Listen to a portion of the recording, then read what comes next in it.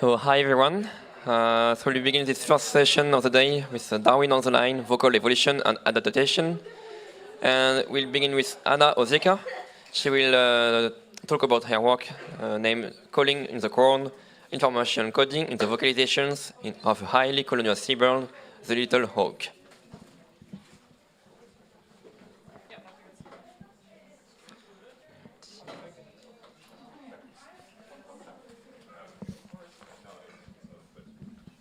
Is it better now? Yes. Hi everyone, so I'm N Oseicka.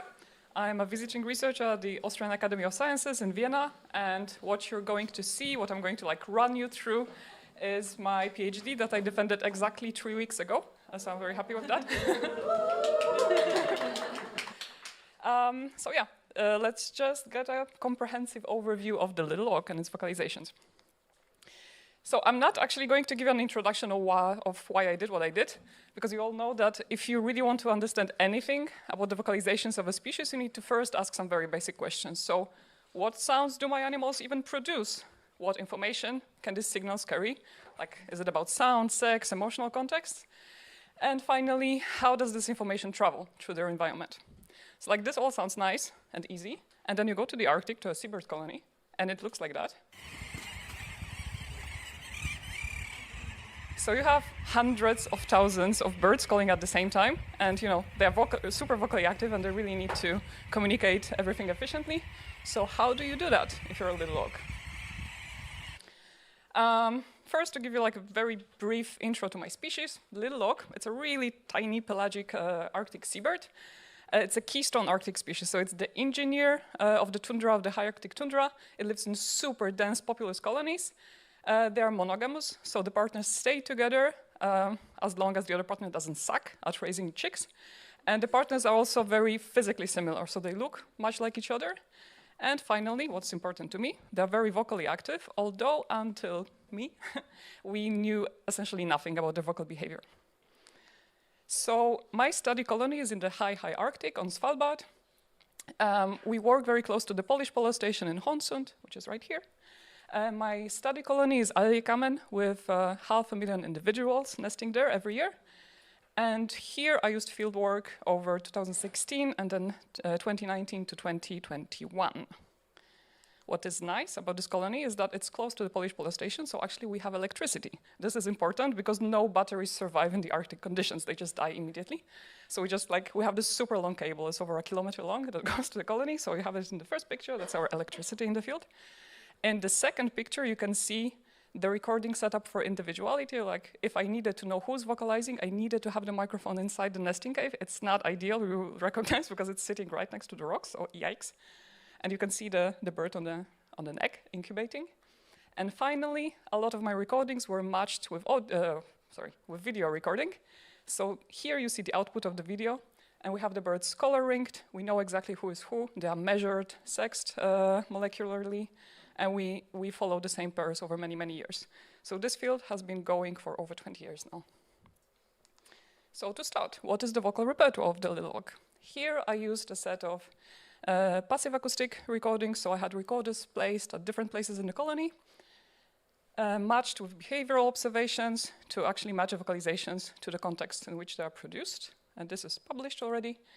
So in brief, what they produce is the most important call, the classic call, so you're going to hear this everywhere in the Arctic. And this is used in a variety of contexts. They use it in the nest, they use it while they fly, we have no idea what it means. There's the clacking call, which the partners use when they vocalize together, when they exchange right next to the nest. So a single clack is this. And then when the partners speak together, it's that.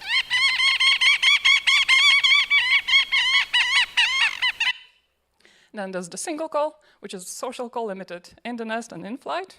It sounds like that.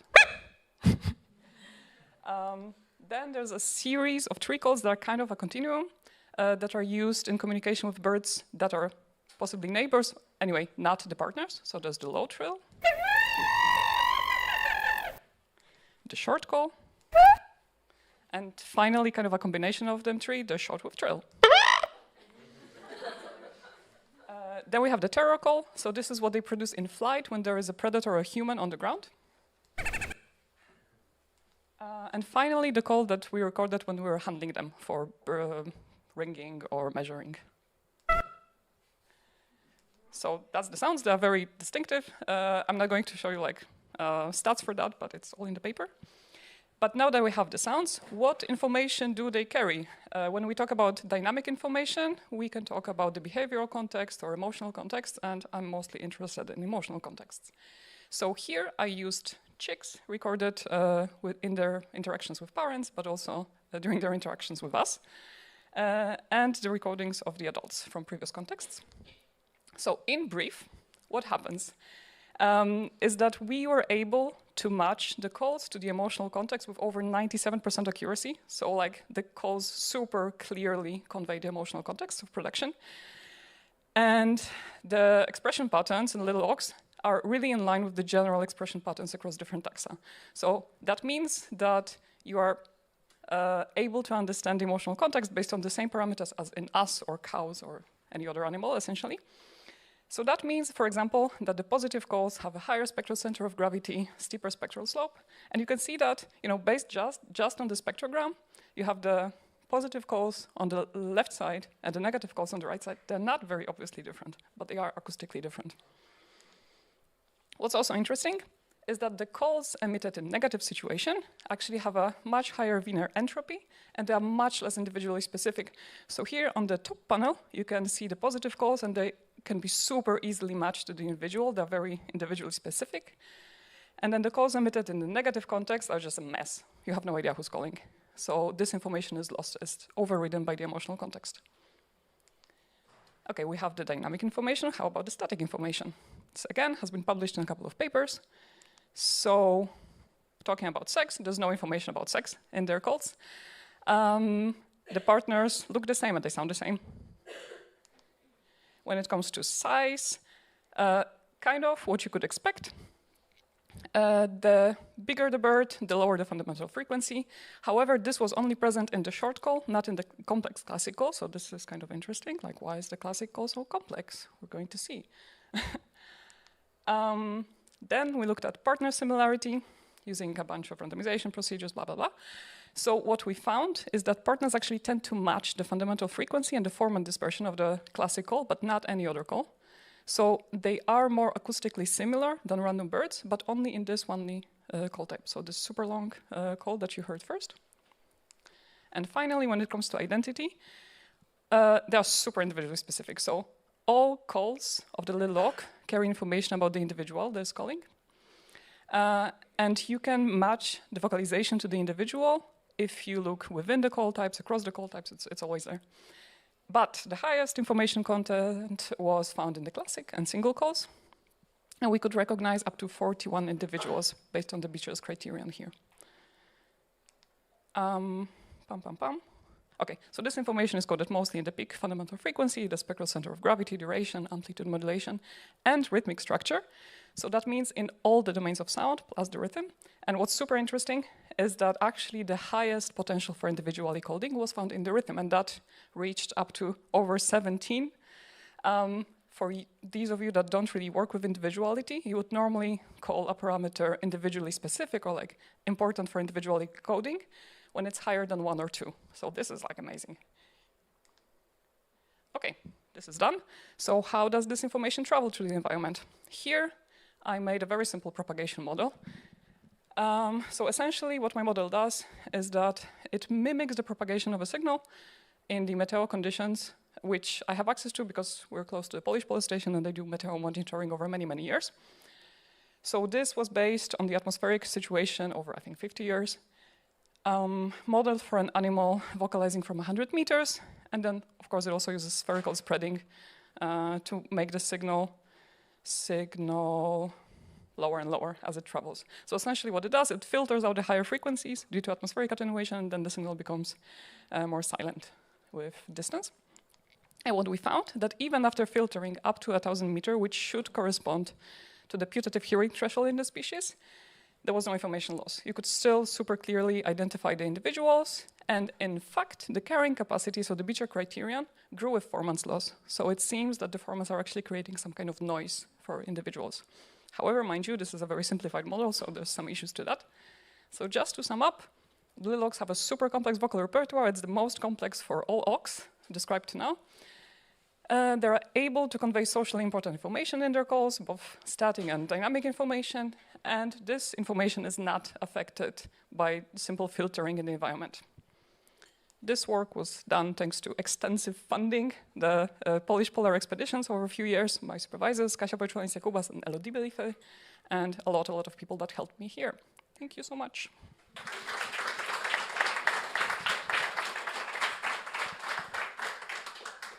Thank you, Anna.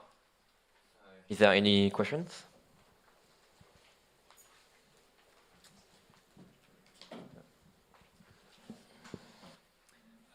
Thank you for this talk. It's a bit of a silly question, but did you make some hormonal measurements of the birds when you were handling them? I mean, it's a bit silly because you expect the birds to be stressed when you're manipulating them, but maybe you did it and not some... Hormonal for stress, you mean? Yeah. No, there is a colleague, Dorota Kidawa, that does stress response, but the issue there is that you have to collect the blood sample within the first minute to get the accurate hormone levels, because they just fluctuate super quickly. And little auks don't really like to vocalize when you want them to vocalize. So recording a bird that you can also sample is essentially impossible. Like normally, so when you talk about the handling vocalizations, most of birds actually don't vocalize when you handle them. The few of them that do, they do it like kind of at random times. So for example, they would scream at you when you take them out of the nest, because like you have to put your hand under the ground and take it out of the nesting crevice. They go like really deep into in between the rocks. So it vocalizes then, and then it just goes like, I'm dead here. Or yeah, they would randomly vocalize after you've done everything. So yeah, that's unpredictable. So sadly, no. Okay, thank you.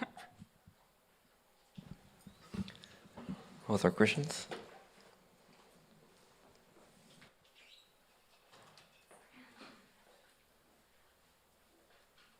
How did you match up the behavior with the vocalizations? Like some it's easy, obviously the handling, you're right there, but for things like, I don't know, the terror call if they're flying or something, how did you sort of link that? Yeah, so the recordings were passive acoustic recordings.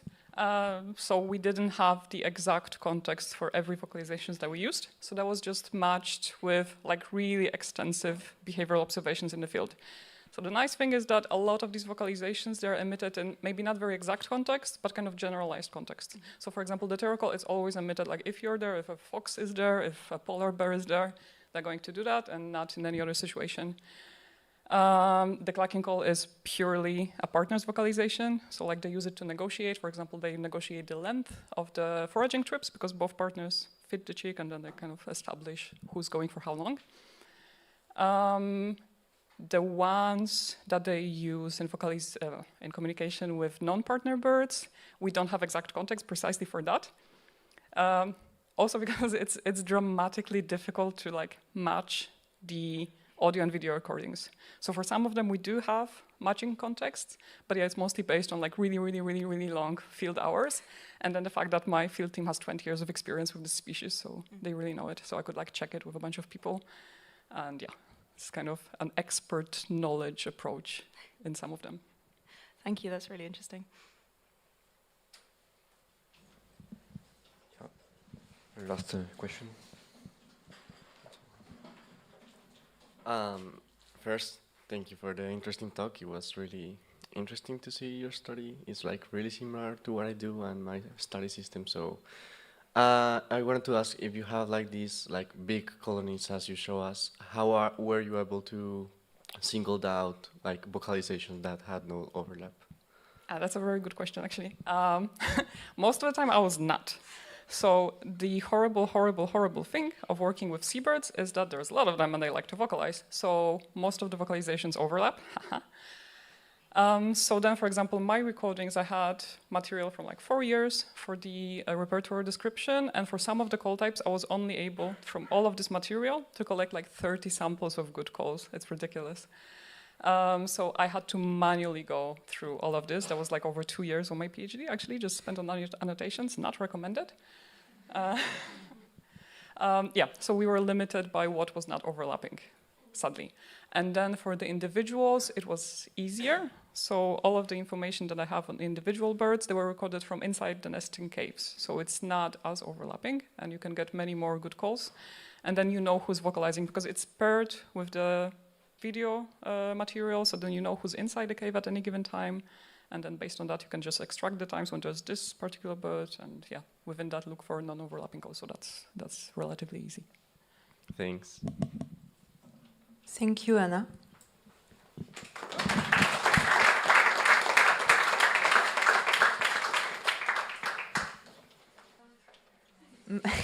Now we welcome Marcos Quiroz Oliva.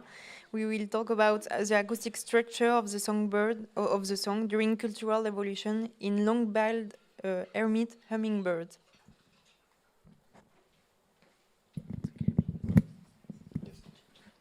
Wait, how this works? Oh, yeah.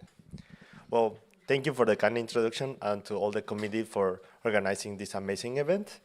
Well, as previously mentioned, I will talk about certain mechanisms that are shaping the acoustic structure of the songs during a cultural evolution scenario using this lovely hummingbird as a model. First of all, social learning is something that we intimately relate to human beings and to other primates at some extent, which as we keep studying more animals, we discover this is completely wrong. This is a characteristic among a lot of groups of animals. And we have seen this in complex situations like tutor building in crows or vocal production learning in multiple groups of birds, and even to some extent in sexual selection in flies. This social learning that produces a phenomenon called culture has processes of diffusion similar to genetic ones. When you have individuals that go through generational change and can pass the traits and have mutations on it. But as it differs quite a lot with the genetic ones, where it's more dynamic because it's not subject of, it's not constrained by generational change or by kinship, because you can pass the traits to another individual you are completely not related. So you often have more directions of diffusion, like horizontal and oblique. This leads to a complete mess in the sense of it's quite evolving and changing quite fast. If there is a pressure for a really strong directionality, you will often see first a cultural change in the traits before you see a genetic modifying variables, right? So vocal production learning, as we all know, is quite complex in itself, but the traits that are byproduct of this are also really complex, because we keep forgetting that songs are the interaction between 3 dimensions, and all these dimensions lead to a lot of features which are based on, for example, in the power spectrum, here we can see some features that you can take from the interaction of frequency with time, and here's another slice of power spectrums where you can see, for example, the frequency range. So there is an infinity amount of features that you probably can take from these highly dimensional traits, and this leads to a lot of diversity prone by learning. But this is not chaotic. There are mechanisms that control this diversity and shape it and constrain it. One of these, and is one of the most beautiful ones, is the vocal production restrictions, as the mechanisms to produce sounds are often not only used for sounds, so they are constrained by other evolutionary pressures. For example, in the woodcreepers, the ecological pressures for foraging makes them have different types of beaks, and thus leads to a different song types. While the bigger beaks have bigger sounds, longer sounds, sorry. It's because as the beak gets longer, it's harder to close it fast. So you cannot modulate and make faster trills. So you often have bigger sounds. And a more indirect one is, for example, the size of the beard is correlated with the size of the lung.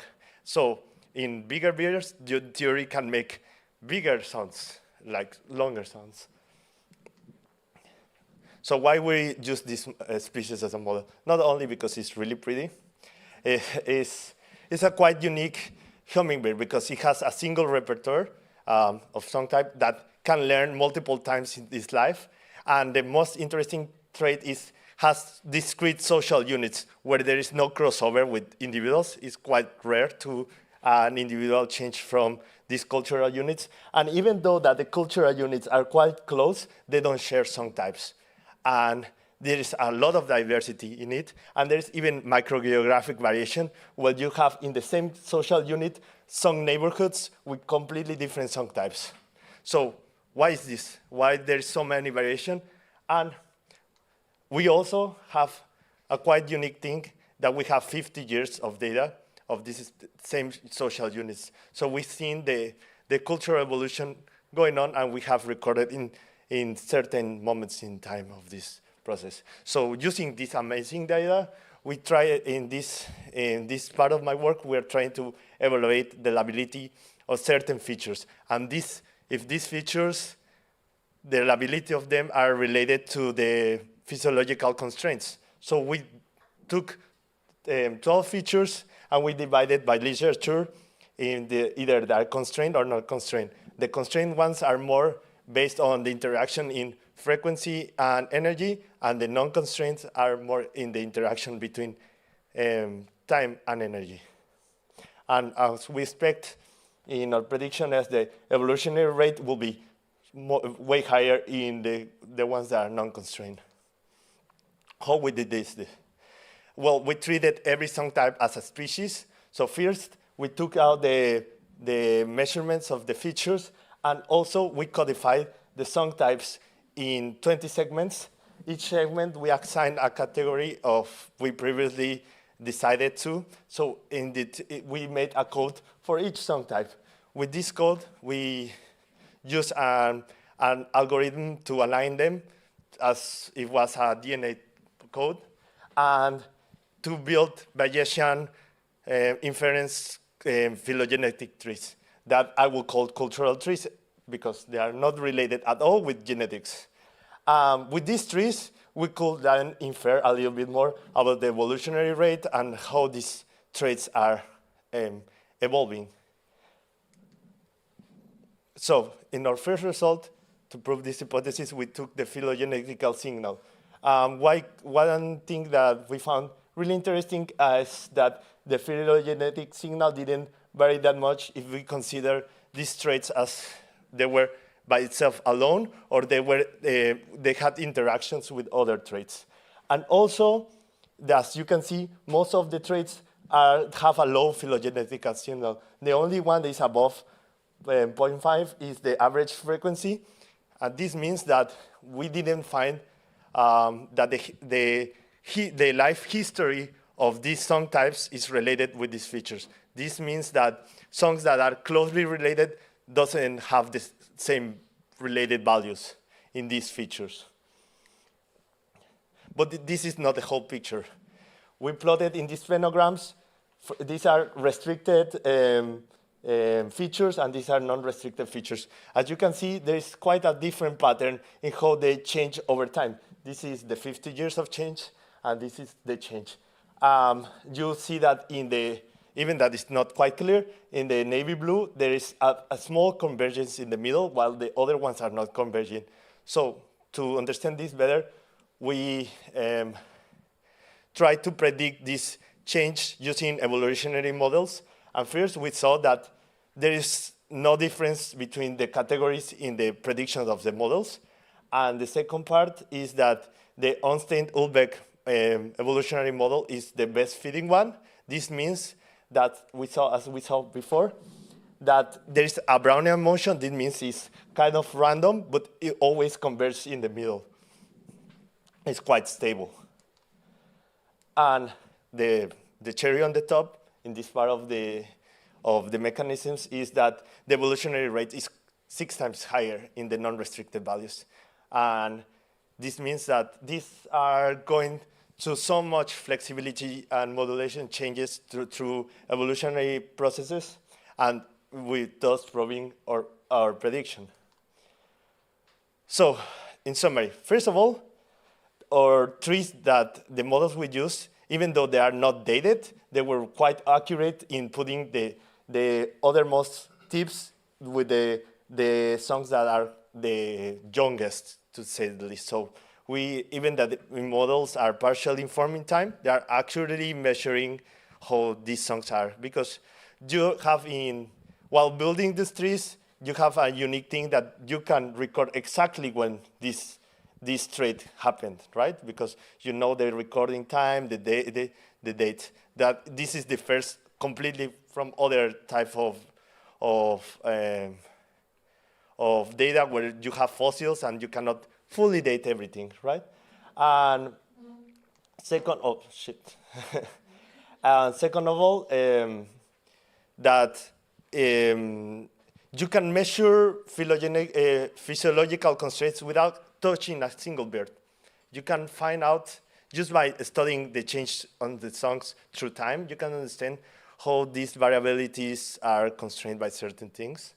And I think this work provides a first stepping stone in the developing of a new type of framework where we can study song changes through time, not only and we can use the already well-established frameworks of understanding how the evolution occurs in the species using in songs, as songs have the same behavior of evolution. And what are we doing next with this subject? First of all, we are doing a quite more complex and segment building of the trees, while I trace manually all the songs, and we are trying to see if with segments and categories made manually or unsupervised are better for building these trees to provide a more stable framework to do these types of jobs with other data sets, because this will be quite nice. And we are going to do this with all the legs, as these trees are built in each one of the social units. I will cheat a little bit and show you another of the mechanisms we are studying. So we've seen that in these bars is the prevalences of the song types in the populations, and we've seen that there is quite a difference. There's mostly the songs don't last more than 5 years, but there are songs that last way more, and we are trying to understand why is this happening. And we have the hypothesis that the transmission of the environment is affecting this. So we developed a nice package for this, because just by this experiment, we have 160,000 songs examples, because as the variation is quite small, you need a lot of samples to try to find this. The bad news is we have not found a concisive result about this. And I would like to thank all the people that helped me in the field, all the funding organizations that helped me to my master project, my advisor, and all the lab members, and a lot of the people that started this dataset, as this is the third generation of people that we are recording the same social units. And I will cheat a little bit and show.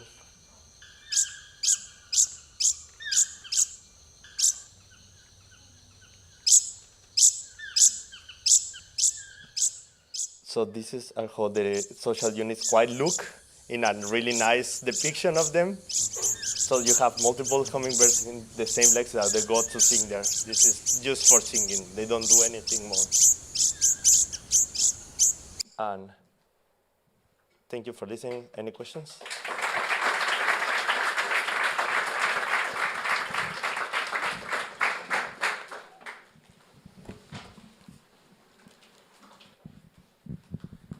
Hi, thank you for the talk. So you say you have several song features and you separate them, the ones that were constrained and the ones that were not constrained. Could you explain more how you divide one to a category or another to the other? So I basically did a big literature research of which features are more talk about being physiological constraint. I don't know if anybody has dived in this topic. It's quite not straightforward. So in some, we already knew a little bit of how this variability is, but mostly we decided the features that are in literature, say that are constrained, are the ones we took in constraint, and the ones that are not in the literature as non-constrained ones. And this gets quite complicated because even where is it? Here. You have temporal entropy in constrained ones and in frequency entropy not in constrained. No, sorry. Frequency entropy in constrained ones, but not temporal entropy in ones. Because please do work in this subject. There is not that much. Thanks.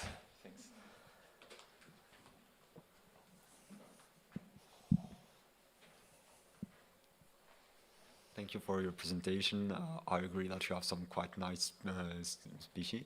I would like to know if there is some pressure or threats on your species, and if your work could be used for conservation purposes. Yes, I think we often forget that not only species are to be conserved, you have also cultural information that is lost.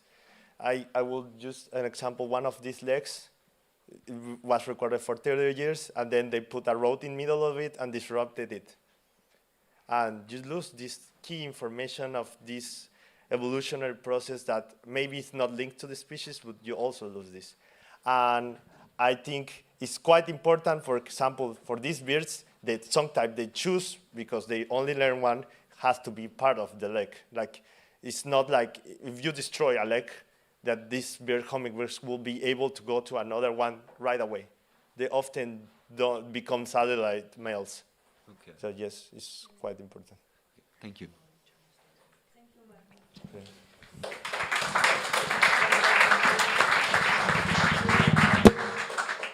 Now we welcome Malavika Madhavan as we talk about reconstructing the ancestral state vocalization of a nocturnal avian clade.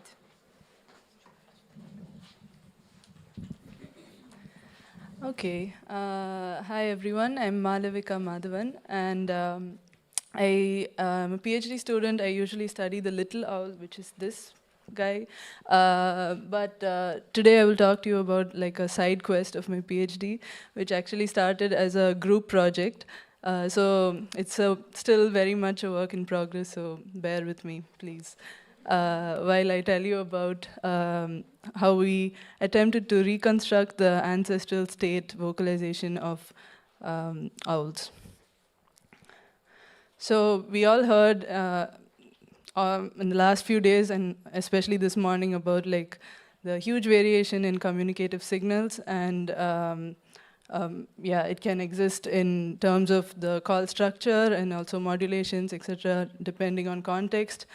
And this is especially interesting when considering vocal signals with wide-ranging functions, and it can also vary with morphology, physiology of an animal, and also with the transmission of song in the habitat, as well as social complexity and other selective pressures like sexual selection.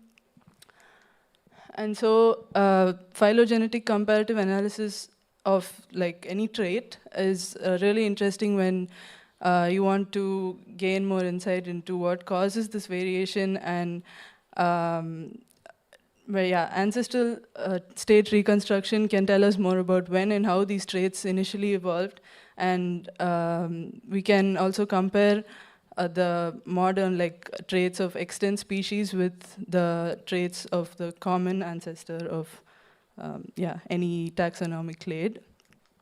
So why owls?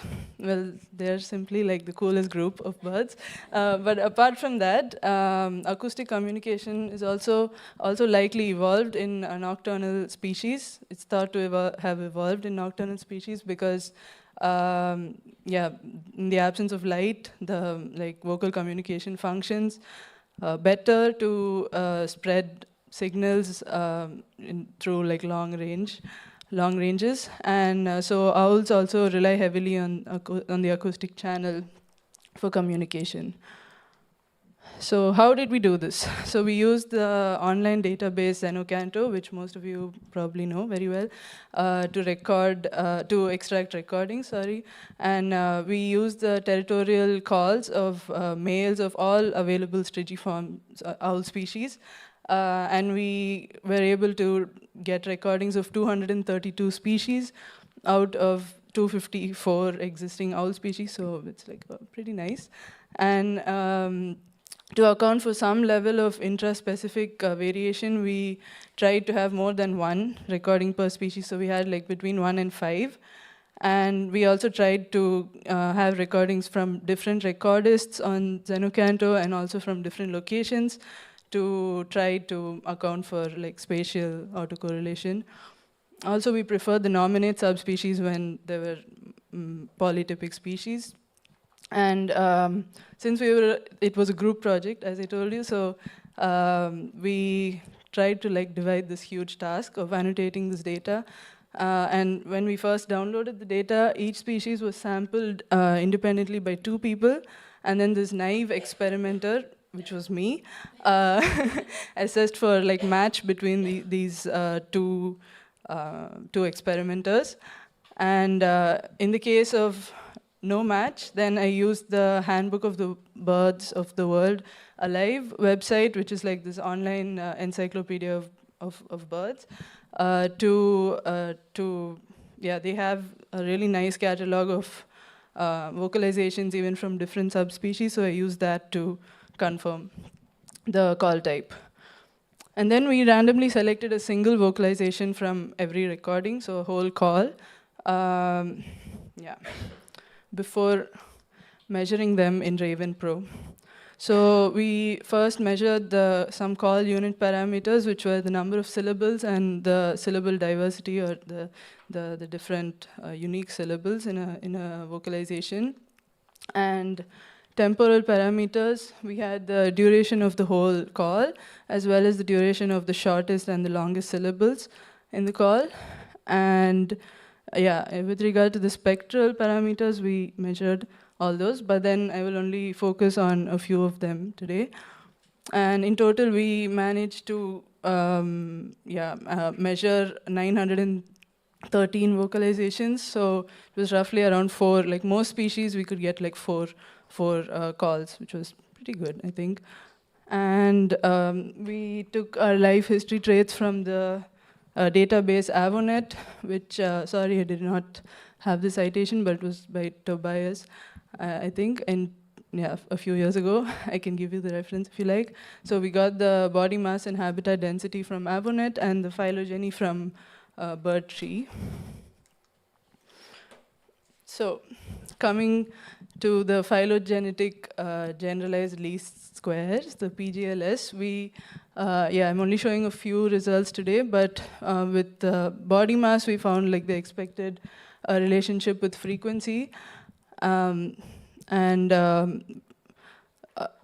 body mass and duration, we expected like an increased duration, that bigger owls will be able to produce longer vocalizations because of increased respiratory capacity, but we didn't find any such relationship. As well, with habitat density, we did not find any significant differences. I would expect that in more dense habitats, there would be lower frequencies, but we didn't see this. Okay. And then our collaborator, Pavel Duda, performed this ancestral state reconstruction.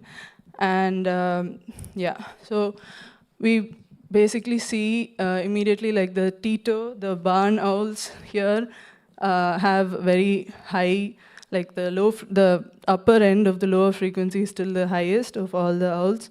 And we see, this is again quite expected, that the larger owls like the Strix, the Bubo, the eagle owls, and the eared owls, like the Azio owls, have lower frequencies. But what's really surprising is that these Ninox owls, which are actually very small, also seem to have quite like deep vocalizations. But when we look at the high frequency, the high limit of the vocalization, we see that these large owls seem to have quite they are not limited in the high frequencies that they can produce, indicating that they have they can produce quite large bandwidth vocalizations. And we also did the binary character mapping for the number of syllables as well as the syllable diversity. So for the number of syllables, we see that the barn owls and most of the otis, those are the old world small like scops owls, have monosyllabic vocalizations, whereas the strix and like several other genus have multisyllabic vocalizations. And because of the spread of the data across the whole owl clade, we were not able to correctly estimate if the ancestor has either mono or multisyllabic calls properly. And the same thing could be said for syllable diversity. But later, when we did like when we reconstructed the exact ancestral trait for exact ancestral state for each vocal trait, we could see that the ancestral owl only had low syllable diversity of 1 or maybe 2 syllable types. So I wish I could show you, like I could actually reconstruct or make a sound of how the ancestral owl sounded, but these are basically the call parameters that it probably had. And yeah, fun fact is that the barn owl, like the common ancestor of barn owls probably came 33.7 million years ago, while the ancestor of the last common ancestor of all owls came about 10 million years before that. So to sum up everything, the last common ancestor probably had simple calls with 1 or 2 syllable types and 8 syllables. So they probably had unit repetition of these 1 or 2 syllables. The calls were short on average about 2.5 seconds, and they were not noisy. They had a clearly visible fundamental frequency. They were not very big, around 300 grams, so kind of the size, if you can imagine, a tawny owl, like a strix owl, something like that. And all ancestral trait estimates tended to be around the mean of the range of trait distribution of extant owls, which is kind of expected if you have like a wide sample, I guess. And I also wanted to check the effect of insularity on spectral parameters, because while we were going through while we were measuring, we found that a lot of island species seem to have more broadband calls, more noise in their calls, so that's something I'm really interested in. Also, the effect of social complexity on call units and bandwidth, for example, because I would think that in more socially complex systems that more units and higher frequency acoustic space use could help to encode for individuality and other things, like to make themselves more distinct in acoustic space. So there is a lot more to go, but this is it for now. And I would like to thank my supervisors, Pavel Linhart, and all collaborators, all the students who helped to measure all these calls. And thank you for your attention.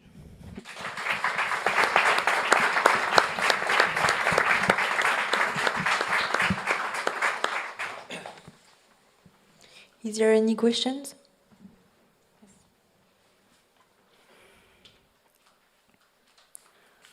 Thank you. Do you know if mice could hear the call of owl and in prey in general? Mm-hmm. And do you could expect some coevolution between the call frequency or some parameter of the calls with the receptions of the signal in the prey? That's really interesting. I think mice can hear the owls, but I don't think they vocalize when they are foraging. But owls also have one of the sharpest frequency response curves. I think their hearing is one of the best of all animals. So they use also their hearing to hunt. No, I don't know anything about the co-evolution of mice hearing, but that's really interesting to look at. That would be cool. Thank you.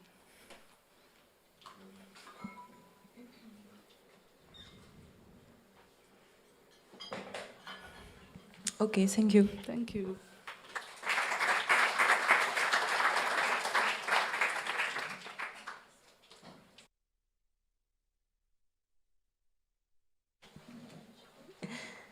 Now we welcome Karianne Kapfer.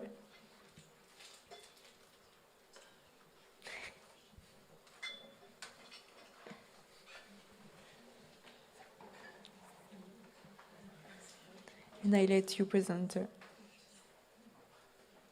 She will talk about ecological correlates of black drum chorusing in the western North Atlantic Ocean.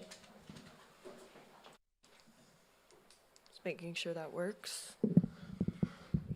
Okay. Is it working? Okay.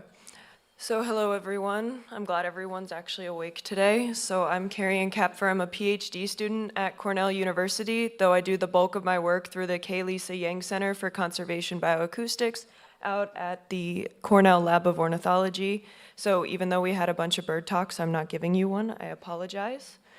So first, a little bit about the black drum itself. There's been a lot of studies on black drum, but never in the US Atlantic coast, really. So this is kind of an exciting topic. I'll talk more about that in a moment. And they have quite the diverse diet, at least the adults do. They eat everything from gastropods, crustaceans, they will even munch on some seagrass. And all black drum are capable of producing sound. If you're unfamiliar with how a lot of fish make sound, they have a swim bladder, which is just a gas bladder. It's full of gas, and they have muscles that twitch. And as the muscles move, it causes the swim bladder to expand and contract. And that change in pressure, kind of like when you hit a balloon, produces noise. Though only the males are the ones who chorus, so they gather in large groups. We don't know how big the groups are, and they produce sound in order to attract mates. And these chorusing groups are so loud, there's been complaints from people in their homes being like, what on earth is that annoying noise? I can't sleep. Because of course this activity usually occurs kind of late at night, and they're not too happy about that. So a little bit more about the sound itself. When you're looking for black drum calls, you typically look for about 1 to 3 harmonics, though I've seen up to 9, but that's very rare because normally the fish aren't right on top of your mic. And you can see a really good example of the 3 harmonics in the corner there. So those are 3 chorusing groups over the course of about 3 days. And then we don't know the source level of the chorusing events because, again, we don't know the number of individuals. But for one individual, a singular call is about 165 dB RMS. Re 1 micropascal, which is pretty high in amplitude, especially for just one little fish. Well, they're not that little. They can be maybe 1.5 meters. So, yeah. Well, I usually work with whales, so to me that's small. And then I'm going to play a quick video with some sound. This is the same event you see up there, but a few seconds.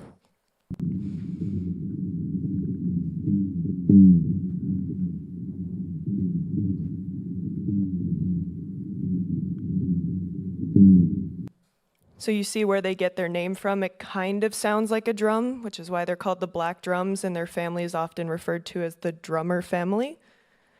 So for my research, I had 2 main questions. The first one was pretty simple. Where and when are coastal North Atlantic black drum chorusing between 2015 and 2016? As I mentioned, there's a lot of work on black drum themselves, but not a lot in this area. In fact, it wasn't until 2014 that Soldevilla et al.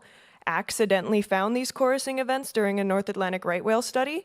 They heard this really weird noise and they're like, what on earth? And then my advisor who was on that study did a follow-up, so this is 1 of 3. And then for some added complexity, I was interested in what environmental correlates on the daily and seasonal scale actually affect seasonal properties. So as I mentioned, they have quite the large range. So in order to do this, I needed a lot of data, which is why I started with the 2015 to 2016, because as you can see here, every dot or square represents a different hydrophone, and those were out for at least 6 months. Sometimes they went out for multiple deployments, so it could be a year or two. And then in an attempt to increase my sample size, I added more data from 2017 and 2018. So in total, I had over 50 years worth of data, which was kind of insane. And then for the actual correlates themselves, I mostly referred to the fish literature and what was used. So I was using sea surface temperature and salinity. Chlorophyll A was kind of my own addition because, as you saw, a lot of black drum eat things that utilize chlorophyll A, meaning they utilize phytoplankton, because you know we use chlorophyll A to kind of represent phytoplankton, and all of that was publicly available data. It was satellite measurements with HICOM model data mixed in, and then I also utilized moon illumination, which came from the R package, SunCalc. It's a great package if you haven't used it. And something to note is my time zone is in EST, so you might need to make some conversions in your head. For the methodology, it can be broken down into 3 parts. In order to make myself not go crazy with over 50 years of data, I first made long-term spectrograms in Triton. So I did that to look for the chorusing events, wrote down the date and times it occurred, and then put it into Raven, where I actually got the duration 90%, which I'll just call duration, and the onset of chorusing time. Then I did a statistical analysis to try to compare the sites to each other in the literature.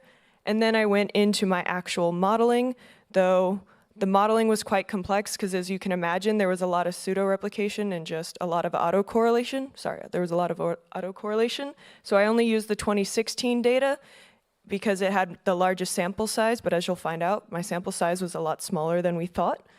So I had to be very careful about what parameters I included in my model. Chlorophyll A doesn't have a lot of publicly available data, unfortunately, so it had to be left out. And then adding in the moon illumination was just too many parameters for the model, and I was at risk of overfitting, so that was also left out. So now into the actual work itself. I apologize, the text is small, but I had a lot of months and years. So first, when it came to the duration, Georgia itself had a significantly higher median duration, so the chorusing events were longer. Georgia also had a chorusing season that started earlier in the year. Oh, there it goes. Right? Okay, good. The screen had a delay. And then South Carolina had a longer actual chorusing season, so there was more days of chorusing. And the reason why I'm saying just Georgia and South Carolina is because despite all of this work, as you saw on this slide, I only had chorusing in 2 sites, which was rather unfortunate because you saw how many I had, and it wasn't just 2 sites, it was the recorder closest to shore. So I checked about 30 recorders, and it was only the 2. So I'll just be calling them Georgia and South Carolina. And I will say the South Carolina was an exciting find because that was a new site. But again, I checked 7 sites, but it is what it is. And then when it came to median start time, Georgia also had a significantly higher median start time, so chorusing events were typically starting later in the day. When it came to sea surface temperature, there was no difference. This isn't too surprising because in the grand scheme of things, Georgia and South Carolina are fairly close together when it comes to the scale of the ocean anyway. Though when it came to salinity, Georgia did have a significantly higher median salinity. Again, these sites are close to each other, but the South Carolina site was closer to the mouth of a river, so it had more freshwater input. And the reason why I have a lot of the ranges on there is because I compared this to the literature. And this was the only one that was different for the most part. And that is because every other study except the 2 I mentioned in mine took place in brackish and freshwater. So of course the salinity levels are going to be very different. When it came to chlorophyll A, South Carolina actually had a significantly higher median chlorophyll A concentration. Though again, we had a very small sample size, so I'm not sure this would hold up. And this was not in the literature previously, so I have nothing to compare it to, but it is what it is. And when it came to moon illumination, chorusing events occurred more often between about 0.26 to 0.49 illuminance, so that's how much light you could see on the moon, which is the waxing gibbous phase you can see in the corner there. And this is also interesting with the literature because they're not sure if it's really moon illuminance that affects the fish or if it's how the moon connects with the tides. So I've thrown a lot of numbers at you. I'm almost done, I promise. So I did a little bit of modeling. I had 2 models that ended up working out with a few different relationships. So the first was a linear model between the chorusing occurrence and salinity. For the South Carolina site, there was the only relationship we saw. So here you can see between about 33.5 to 36 parts per thousand, that chorusing starts to occur later and later in the day. Though I have a very low likelihood ratio R squared at the top there, it's about 18, which means the model didn't fit the data super well, but it still was a significant relationship, so I wanted to report it.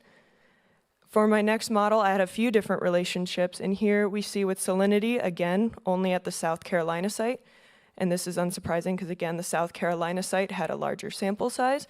We see that between about 33.5-ish parts per thousand to about 35 parts per thousand, the likelihood of chorusing is really high and then just completely drops off. So this fish seemed to have a really specific preference for certain salinity levels. And we have a really high likelihood ratio, which was really exciting because this means that the model fit the data really well. And then using that same model, so we have the same high likelihood ratio R squared at both sites. You see that with sea surface temperature, there is a very strong relationship with occurrence between about 15 to 20 degrees Celsius. So it appears that the fish really prefer to chorus and live in temperatures between 15 and 20. And then for future directions, I do have a few ideas if anyone wants to steal them. As a PhD student, I am moving more towards my work with offshore wind and baleen whales, but these are circling in my head at all times. So my first one is, it would be really interesting to see how more short and long-term temperature changes would affect these patterns and behaviors that we're seeing. If a heat wave comes through really quickly, does it mess everything up? As the water warms up with climate change, can we track small changes in the fish? What other variables should I have used or combinations of variables? Temperature and salinity tend to go really hand in hand for fish, so maybe I should have used that, or maybe I should have used bottom type. And then it would be really interesting to apply this work to other species of interest to fisheries managers. As you can see from this photo here, or this figure here, sorry, there's a lot of fish that make sound or likely produce sound, and a lot of them do chorus as well. So you could very likely repeat this work with other species, because black drum are important in terms of fishing for game, but not so much for eating like the Atlantic cod, so that might be a good species of interest, and someone presented on that earlier.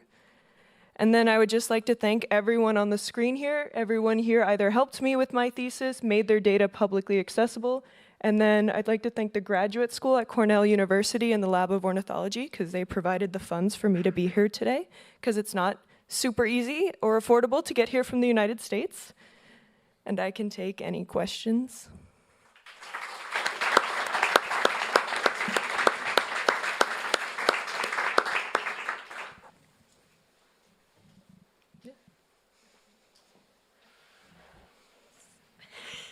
So I've got 2 tiny questions about moon illumination.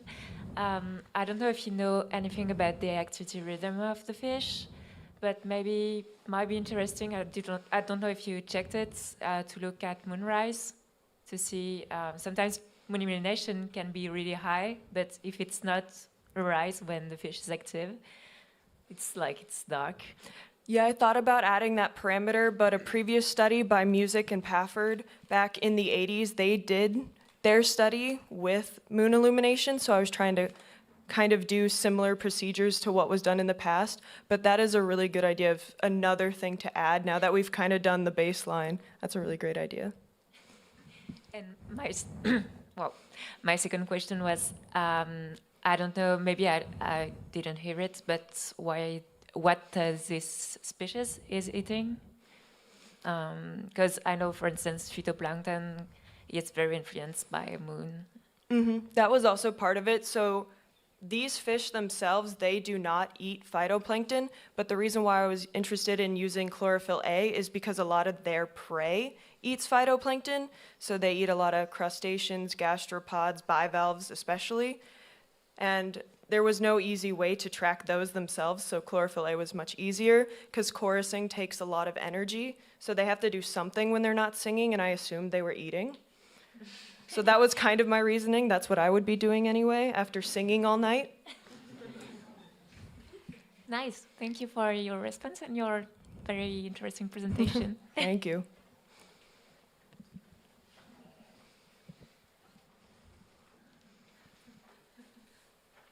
Yes, another question, why you would expect an effect of moon illumination or even sea level on the chorus or the vocalization you measured?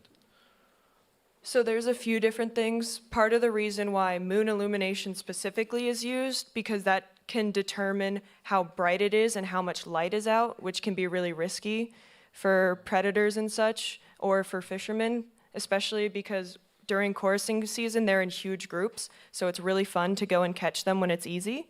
And they're a really big game fish, because like I mentioned, they're about this big, about almost as tall as me, to be honest. So that's why. Though, really, they think it might also be tidal period, because with moon's pull, but it's just kind of unknown at this time. Okay, thanks. Mm-hmm. Question?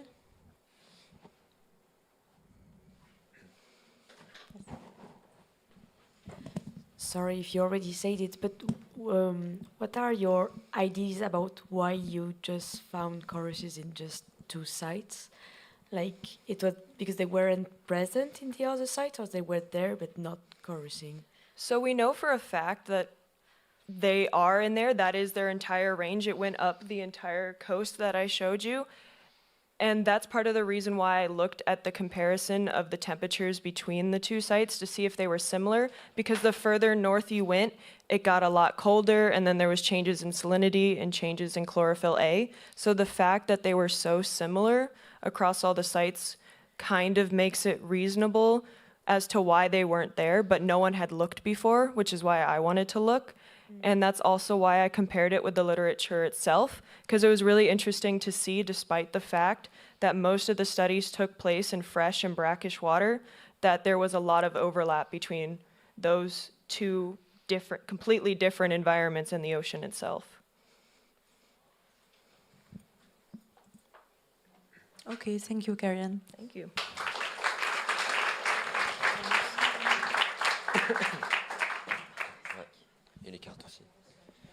Just before lunch, don't forget to give your card room to the welcome office of the hostel. And there is also still some bags of goodies of Walker, if you want.